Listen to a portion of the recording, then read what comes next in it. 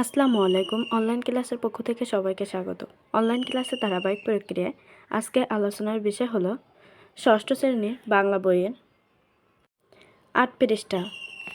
চলো আমরা দেখে নিই।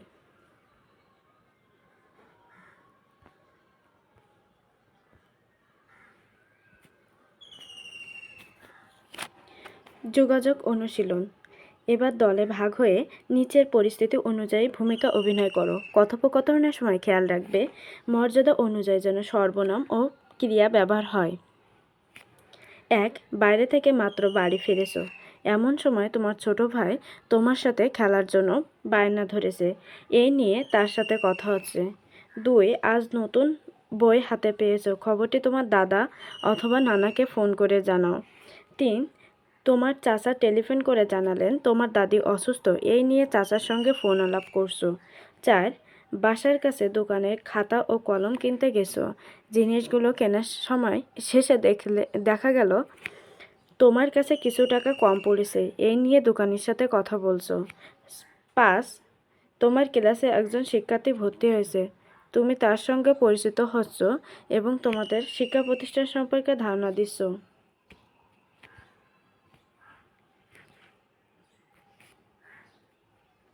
৬.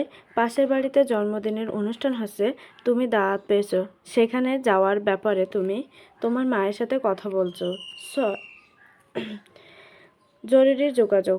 অনেক সময় জরুরি প্রয়োজনে কারোর সঙ্গে কোনো সংস্থার সঙ্গে যোগাযোগ করতে হয়। নিচের কিছু জরুরি পরিস্থিতি দেওয়া হলো। এমন পরিস্থিতিতে তুমি বা তোমরা কার সাথে যোগাযোগ করবে তা নিচে লেখো।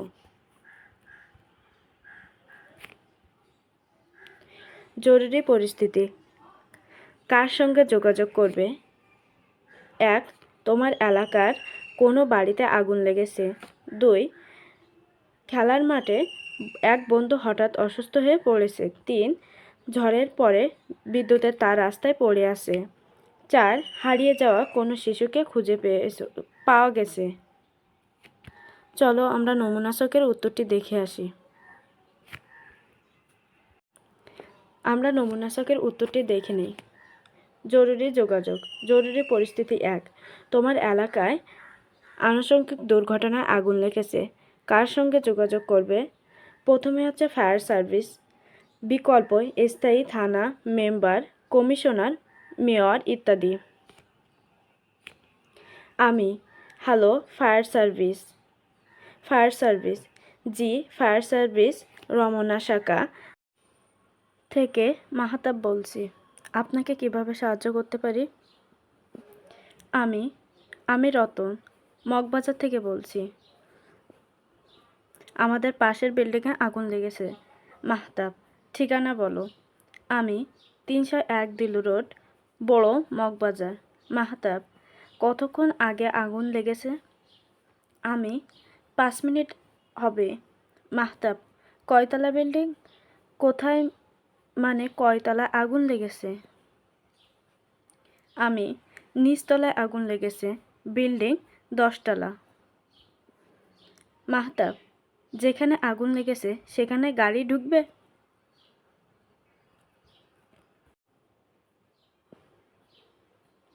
আমি, হ্যাঁ গাড়ি ঢুকবে, আপনার তাড়াতাড়ি আসুন। মাহতাব, হ্যাঁ আসছি এখনই। তোমরা নিরাপদ দূরত্বে থাকো। আমি, ধন্যবাদ আপনাকে। জরুরি পরিস্থিতি ২.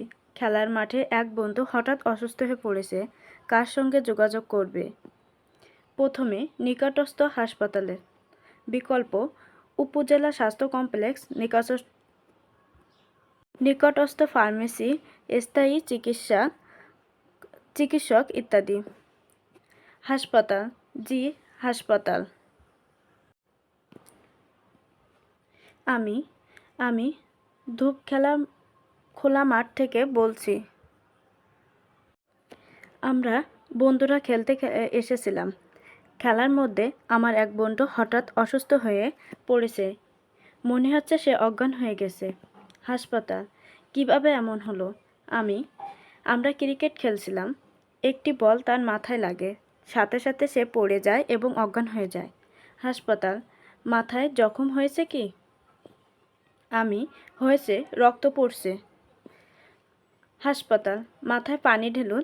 আমি একজন ডাক্তার সহ অ্যাম্বুলেন্স পাঠাচ্ছি। আমি, জি খুব দ্রুত পাঠান।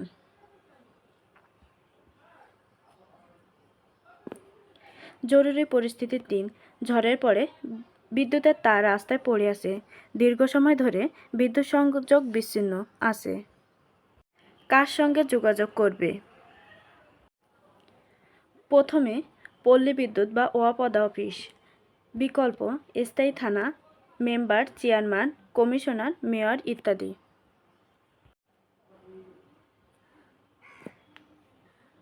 আমি, হ্যালো পল্লী বিদ্যুৎ অফিস।